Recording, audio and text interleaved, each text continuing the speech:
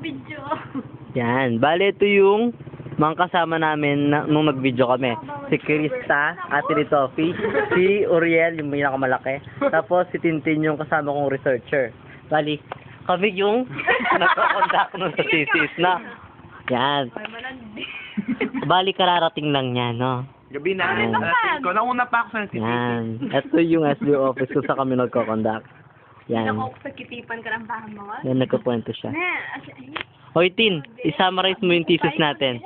Isummarize mo yung thesis natin. Isummarize mo, oh. Yung first step ay yung, first step, collecting of materials. pati yung preparation of materials to be used. Oo.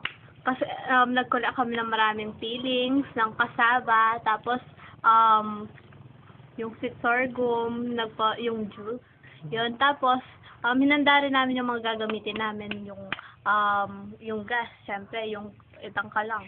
Tapos yung Distilled water. Saka syempre yung SBO office, hindi naman kami makakapag kung wala yung SBO office na yan. Ganda niya, no? Hinanda din niya yan.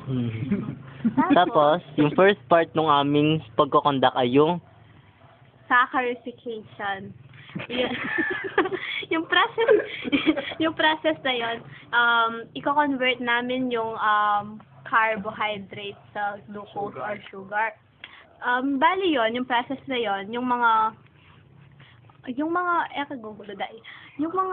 tawag doon, kumare, yung kasaba, papakuluhan namin ng 20 minutes hanggang yung maging na siya, maging yung sa Kapampangan, bukayo. Tapos, let it go. let it go. Tapos, wait, huwag kayong magbuluo, nakakalimutan ko. Pagkatapos nun, Pag mo din kasayan. pag malamig na, syempre, Hahaluan siya ng sugar. Ikaw na kaya? Wait, hindi muna yon. Syempre, sasalain. Pag yung pag wala ng mga buo-buong kasaba, wait lang.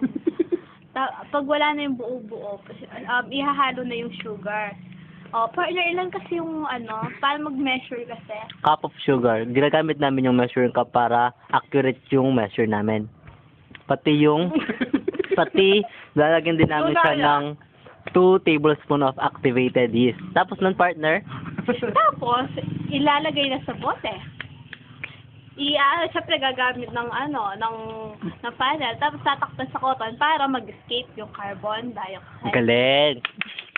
Pagkatapos, yun yung saccharification, di ba? First part. Pangalawang part, yung Yun na yung fermentation mismo. Yung namin 3 weeks. Para syempre, ang wine is ferment. Di na magiging wine yun pag hindi na ferment. Pagkatapos ng fermentation, yun na yung process na pasteurization. Yun yung i-stop na yung process of fermentation. Yung process na pasteurization, wait, wag kang magulo. Magpapakulo ng tubig. Tapos, yung tubig, dapat 70 degrees. May kinamit kaming thermometer. Tapos, ibababad. Hindi naman actually yung buong bote ibababad. Kahit yung ganito lang ng bote, ibababad ng ganon para mamatay yung process ng fermentation. Pagkatapos nun, bali, yun yung pasteurization. Tapos nun, partner, pagkatapos ng pasteurization, yun na yung filtration. Bali doon, yung mga bote, pina-autoclave namin para malinis. Ano yung autoclave? Yung autoclave, yung parang i-steam yung mga bote. Para mamatay ma-sterilize. yung mga bacteria. prevent the growth of bacteria. Oo, natutunan namin yun sa group nila. Oriel. And care of Sir Nick daw. Thank you, sir. Tapos, filtration na. Yung mga gagamitin, yung siyempre filter paper, tsaka yung cork. Tapos yung cork, bubutasin sa gitna para hindi mag-escape yung ethanol pag nag-filter na. Tapos, ngayon, ginagawa na namin yung filtration. Nag-filter ka na ba? I started na. Tapos, pagkatapos ng filtration, pag na-filter na, yung mga wine, pwede na para Survey. Yeah. Distilled.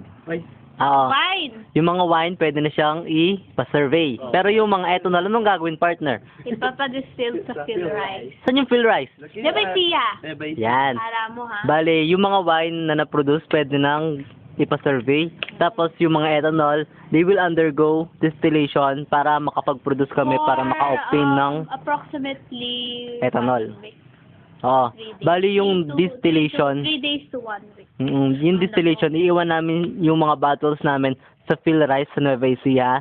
Tapos babalikan namin ng 3 days to 1 week. to 1 week. Depende kung gaano karami yung pinadistill namin, syempre. Bale, yun yung summary ng aming... Wait.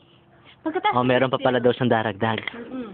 Pagkatapos na na-distill, ready na para ipa-survey namin yung quality niya at yung quantity. Tapos na magkukulak na kami ng data, yung mga nakuha namin sa survey. Kami na lang magko-compute kasi yung compute lang namin ay yung mean nila. Hindi na kami makailangan ng statistician. Kamukha mo ay. Ikat nyo na lang. Joke! Wag nyo, ano yun? Basta. Ang ganda-ganda niya, no? Tignan mo yung cleavage niya. Hoy, walang Oh. Lapit na lang ako. Bale, yun yung summary ng aming thesis na entitled, partner. Isolation of ethanol and wine production from waste materials. Bye-bye! Bye-bye!